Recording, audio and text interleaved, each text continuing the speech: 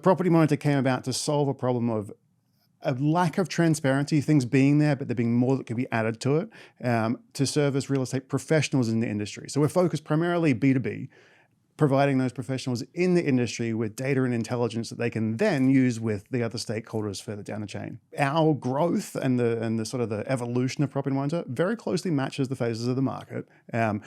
With every new cycle, data seems to become more important. When markets shift, it becomes more important. When the consumer is enabled with data, it becomes more important. It's not just about having the data, it's about being able to interpret the data. It's not just about having a table and a pretty chart, it's what's that chart and what are we actually seeing happen? Bringing in all those multiple data sets has allowed us with the different stakeholders and with the developers to plan for the future, what they want to put in, for brokers to actually advise their clients, if you're looking for this type of property that has this type of amenities and potentially provides this type of lifestyle. So it's beyond just here's a price and a value and a point in time. It takes it up to the experiential level as well. So we try to kind of all these tests. I retired, but thankfully.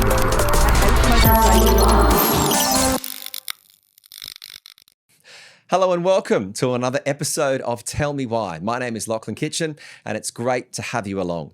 The UAE property market has become recently one of the most dynamic and closely watched real estate sectors in the world. But as the market grows more competitive and sophisticated, data transparency and technology are becoming more important than ever before. Today, real estate decisions are no longer driven by instinct alone.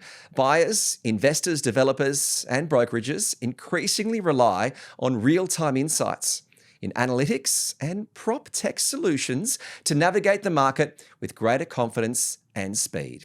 Joining me today here on the podcast is Zhann Jochinke, the Chief Operating Officer at Property Monitor, the UAE's leading real estate technology and market intelligence provider, and the sister company of Bayut.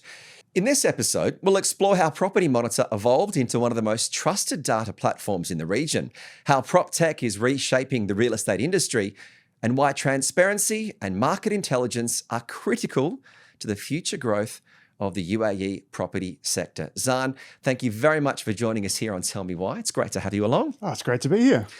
First question, I want to start with the story behind Property Monitor. How did this company sort of begin and how did it sort of see there was a gap in the market to try and solve at the time? So the business is about a decade old, and like most things was born out of the lack or the frustration of the way things were currently being done. Data was available, but fragmented, not necessarily real time, and what was there and what was... One thing, Dubai government has always provided a level of data, but how granular that gets and how useful it gets has definitely evolved over time. So Property Monitor came about to solve a problem of a lack of transparency, things being there, but there being more that could be added to it to service real estate professionals in the industry. So we're focused primarily B2B, providing those professionals in the industry with data and intelligence that they can then use with the other stakeholders further down the chain. And looking at the real estate sector over the last couple of, 10 years, it's the story of Dubai, how rapidly things change. The real estate sector has been part of that change. It's sort of gone hand in hand. How would you say that Property Monitor has grown alongside the market? And what would you see over the last 10 years and maybe some of those key milestones that you guys have achieved? Yeah, so Property Monitor has evolved from being sort of focused on transactions, that transactional data that's kind of rear-facing. Those deals have happened, been agreed upon a week, a month, 2 months, 3 months before, to bring in other data sets and more real-time analytics on what's actually happening now, today, and what is likely to be happening in the future, and showing a whole bunch of other indicators that then we can present back into our platform and to others so that those more informed decisions can be made. So, I mean, our growth and the sort of the evolution of Property Monitor very closely matches the phases of the market. With every new cycle, data seems to become more important. When markets shift, it becomes more important. When the consumer is enabled with data, it becomes more important. So we've grown along with the market where, as I mentioned earlier, like data has been available to a level in the beginning just towards businesses and those stakeholders in the industry. And then DoD releasing data on their own platform to the consumers to see. Because my thinking would be the industry, and as you said, your B2B, would be wanting to kind of control this information. But I think, as you know, it can only be controlled for a certain time before consumers, invested, mum and dad investors are wanting to get access to this before they part with And their money. I went through the exact same thing in New York. Right? My background was in real estate in there before coming here. And data it's very transparent there to a level. The government puts it out, but then it was starting to get displayed on the portals in reach of the consumer. And brokers were always very protective of their data because they want to control the narrative. But there's always someone that's got a friend who's a broker that can share the information and it Exactly. spreads. But the moment it becomes available to the consumer, it now becomes transparent on multiple levels. You can't pick and choose what you share. Information's there, it can be validated, and it forces the professionals in the industry to actually use it more. The last thing you want is the consumer knowing more than you know about the product that you're selling. So when Dubai Open Data Initiative came out, when data started to be available that way, it was one of the biggest blessings for us. People were looking at like, well, you're going to have competitors pop up left, right, and center. It'll be out there. People don't need you. It was like, they need it even more now. It's not just about having the data. It's about being able to interpret the data. It's not just about having a table and a pretty chart. It's what's that chart and what are we actually seeing happen? So we've evolved with that throughout the different market cycles, like I said. What we've also seen really interesting is the different stakeholders we serve in the industry change how they use data, from the ways brokers use it, to developers using it, to banks and others using it. Developers historically, if they, and I'll speak, might sound a little crude, but if you had money and you could acquire land, you're a developer, right? You didn't necessarily have, I'm being very rough with it, right? So many people came into the market because they could, not because they should. And they wouldn't necessarily look at, all right, what am I going to build? Well, what does the market want me to build? What's in demand? It was like, this is what I want to build. So you had people that had money and had a dream and a vision and just built that, but they didn't actually look at the data to support, is that going to be the best thing that I can build? Now developers are looking at going, we want to know what everyone wants. We want to know what sells. We've got an idea, but now we want it validated with what the market is actually doing to make sure we're on point. And how have they each been using that information, that's essentially that same pool of information differently? Yeah, so I mean, a lot of developers, especially some of the bigger ones, they know their market because they control so much of it. When you take one of the top tier quasi-government ones, they're competing against themselves to a level. But yet they still look at what their competitors are doing. They want to bring that right product in. Some might be looking at it from a unit mix perspective, where it's like we historically bring 1 and 2 bedrooms and 3 bedrooms to the market, never studios. They might see that other developers are having huge success in studios and vice versa. It could be around price point. It could be around amenities, where they're seeing like, traditionally, if you had a pool, that was your amenity, right? If you had someone in the lobby as well, right, that's it. Yeah, and now everyone wants a paddle court. Yeah, exactly. So it's changed. You see some that go and just splash a whole bunch of amenities out there, which is too many. But the ones that are really smart, they start to look and go, what are the best ones that tenants actually use that when service charges need to go and be in place for them, that they're justified so people don't kick off about it. And that's where we go past the transactions, because you can look at the deal, but if you don't know about the building, what's in the building, the history of the building, right, the history of the service charges, what amenities there are there, what percentage is rented versus owner-occupied, because that can change the community within the building. Some people don't want to be in a building that's heavily with Airbnb because it's transient tenancy. Right? You want something that's got more of a fixed community that's in there, not a lot of turnover. So bringing in all those multiple data sets has allowed us, with the different stakeholders and with the developers, to plan for the future, what they want to put in, for brokers to actually advise their clients, if you're looking for this type of property that has this type of amenities and potentially provides this type of lifestyle. So it's beyond just, here's a price and a value at a point in time. It takes it up to the experiential level as well. Yeah, it sounds like my dad. He'd see the more amenities he'd see, the more service charges he'd think of. Smart man. You're not going to use those. You're just going to pay for them. Well, Property Monitor eventually attracted a lot of investment, which is always a great credit to any business. But the acquisition interest came from Dubai Group, which everyone knows in Dubai. Why do you think Property Monitor stood out to gain the kind of level of confidence from a big player like the Dubai Group? So I think they had their eyes on a data play for a long time. With Open Data and other initiatives, they've got their hands and started using data pre-acquisition to us as well. I think one of our strengths is it's not just that we have data and regurgitate it, it's that we enhance and augment that data, we cleanse it. I think they realized through their own processing of data as well that, hey, it's not that simple, right? We want to take this to the next level and do it quickly. We're an established player in there with a big market share. So on the developer side, if you look at historically the last 3 years, what's been launched, 60 to 70% of developers that launched and sold product use our platform or use our analytics and our reports. Right? We've got out of the top 50 brokerages in the country, we have 48 of them that use the platform as well. So we have massive market share in just those, and there's many more that come into it as well. Big consultancies are in there as well. So many are relying on it. You get to buy the intelligence that comes with it, the data that comes with it, and the market. But what's even more, Hyder is a brilliant man. I think he sees forward ahead to the future a bit where things are going to go. And I think he really saw that Property Monitor is somewhat of an iceberg, whereas you see what's on top, but there's so much more beneath. Right? And is that really, it's just got to be better for the industry, surely, with this much transparency around. So it's the more transparency with it, right? And it's the iceberg that I was talking about. That data that we show on platform is just the surface of what's below. So with the group now, we're able to build on that, to start to release a lot of that extra value and transparency we have there, and plug into all the data that they have. So now we go from being transaction-based, knowing about the property, to now knowing about the interactions of buyers and consumers on the platform, what they're looking for. Does that marry up with the trends? Does it marry up what's being launching? We've got so much data at our disposal. Well, just on that point, Zhann, about data, I know it's become one of the most valuable assets in real estate. But with all that transparency, like I was saying, the transparent market intelligence, why is it just so important for brokers, developers, investors, and home buyers? Is it about the data, or is it about confidence as well? It's both. Transparency creates confidence, right? And confidence brings capital with it. Right? So it's not just, historically it's been individuals that buy property or small investors that buy 10, 20 units, or small, medium investors, but not institutional capital. Right? That institutional capital for further growth is needed there. But for brokers, if you look at brokers, they need to be better educated than the consumer. They're also here much longer than before, whereas a broker Dubai had previously been transient. You come for your 2-3 year stint, you're off. Right? For brokers, maybe that didn't mean building as big relationships or functioning like you do in a Western market where most of your business comes from referrals and repeat business, and with a plan to be in the business 10, 15, 20 years. You've got one reputation. So brokers need to be equipped with that data. So when they're having that conversation, they don't risk jeopardizing their reputation by saying the wrong thing, not knowing about the building, or worse yet, making something up or withholding things.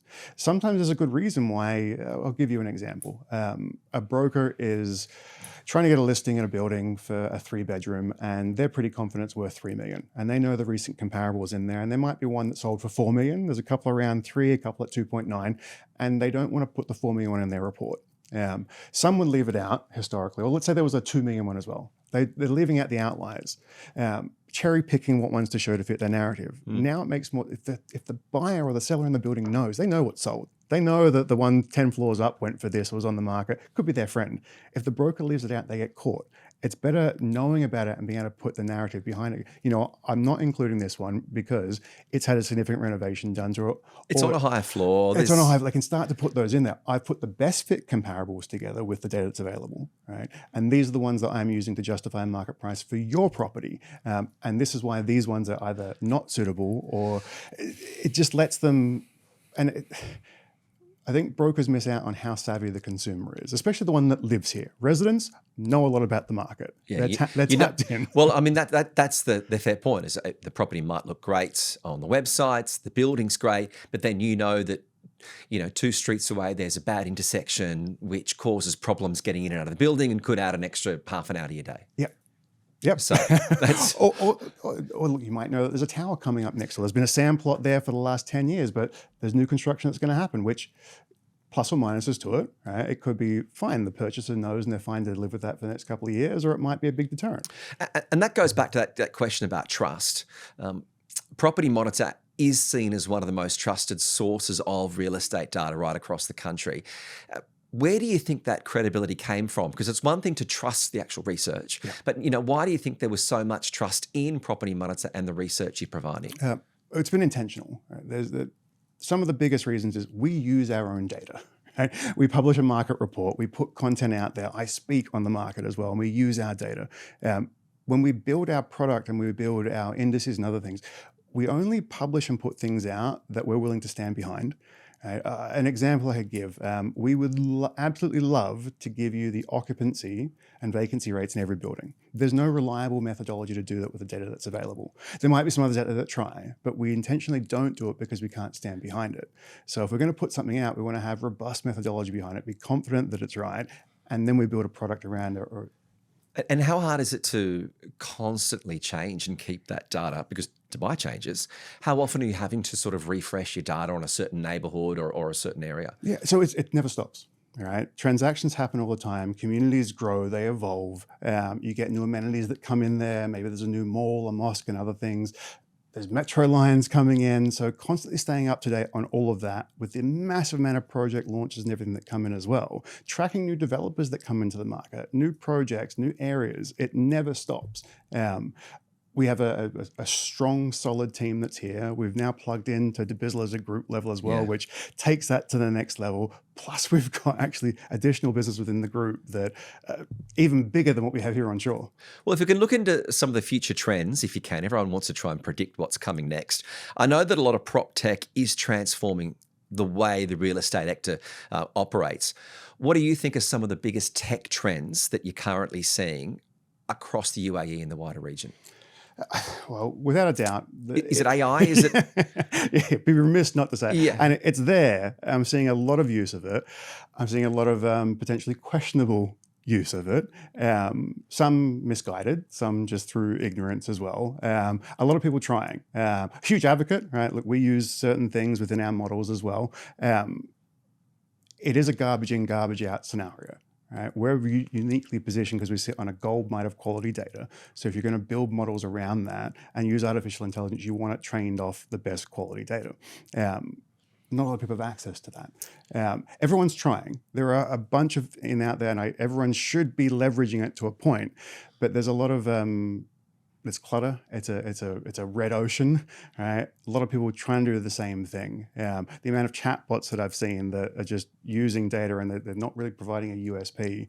You ask it a simple question and do you think that affects the industry? when they're deployed on reputable companies' sites and their integrations, yes. When they're fighting in that ecosystem for market share as a business to another business, the companies here are pretty smart. They flush out the good ones and the bad ones. So there's a lot that won't succeed. Then there's also, I think a lot of people try to build things themselves, which I'd say, look, if you're, I used to run a real estate brokerage. The last thing I'd be doing is building my own AI solution. I would be leveraging from someone that does it well, that has good data to do it, and I'd focus on where my money can be put to best use. But look, credit to those that want to try, but it could be a bit of a fool's errand at the end of the day. Zhann, the UAE government has placed a really strong emphasis, we know, on innovation across really every sector. But they're also looking for more and more the tech and the transparency in real estate.